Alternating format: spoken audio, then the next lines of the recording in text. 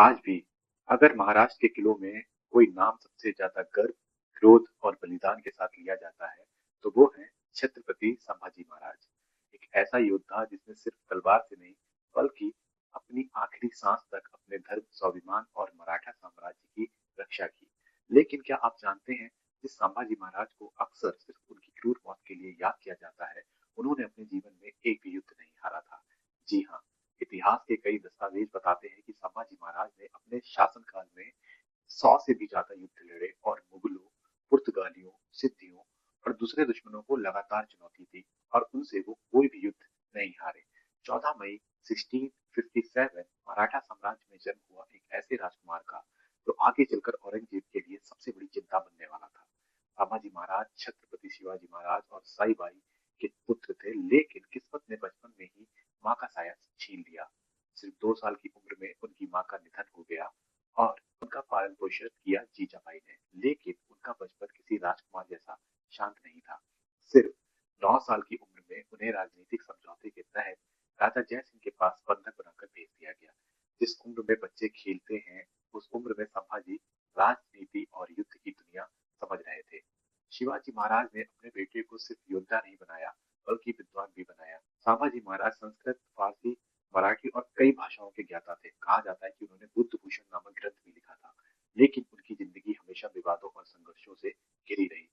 1678 में कुछ फैसलों और व्यवहार से नाराज होकर शिवाजी महाराज ने उन्हें पन्हाला में नजरबंद कर दिया, लेकिन संभाजी वहां से भाग निकले। फिर आया वो मोड़ जिसने मराठा इतिहास को बदल दिया। 1680 में शिवाजी महाराज की मृत्यु हो गई। उस समय संभाजी कैद में थे। इसी बीच उनकी सौतेली माँ सोयराबाई ने अपने बेटे राजा राम को गद्दी पर बैठाने की कोशिश की, लेकिन जैसे ही संभाजी को खबर मिली, वो पन्हाला से निकले, 20,000 सैनिकों के साथ रायगढ़ पहुंचे और फिर संभाली मराठा साम्राज्य की कमान। इसके बाद संभाजी महाराज ने औरंगजेब की सबसे बड़ी ताकत को चुनौती दी। इतिहास कहता है कि औरंगजेब खुद दक्षिण में उतर आया था, क्योंकि संभाजी महाराज उसे लगातार हार और नुकसान दे रहे थे।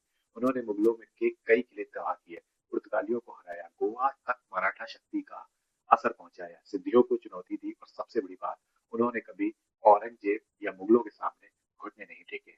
फिर आया 1689, विश्वासघात हुआ। संभाजी महाराज को संगमेश्वर के पास पकड़ लिया गया। उनके साथ थे उनके सबसे करीबी मित्र और सलाहकार कवि कलश, और फिर शुरू हुई इतिहास की सबसे क्रूर यातनाओं में से एक।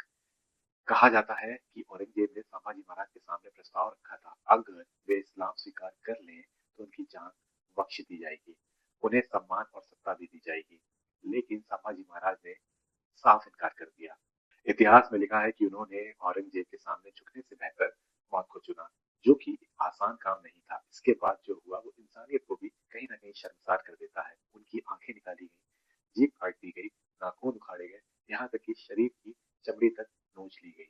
15 दिनों तक लगातार यातनाएं दी गई, ताकि मराठा साम्राज्य का ये शेर टूट जाए और उसकी सेना और प्रजा दोनों ही कहीं ना कहीं बिखर जाए। लेकिन संभाजी महाराज नहीं झुके। 11 मार्च 1689 तुलापुर में भीमा नदी के किनारे सिर्फ 31 साल की उम्र में उन्हें बहरेमी से मार दिया गया। कहा जाता है कि उनके शरीर के कई टुकड़े कर दिए गए थे, लेकिन कहानी यहीं खत्म नहीं होती।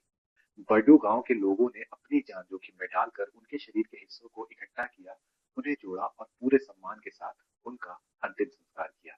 और शायद यही वजह है कि संभाजी महाराज सिर्फ एक इतिहास का नाम नहीं बने, वे मराठा स्वाभिमान का प्रतीक बन गए। एक ऐसा योद्धा जिसने सत्ता से ज्यादा अपने धर्म को चुना, जीवन से ज्यादा अपने स्वाभिमान को चुना और मौत के सामने भी झुकना स्वीकार नहीं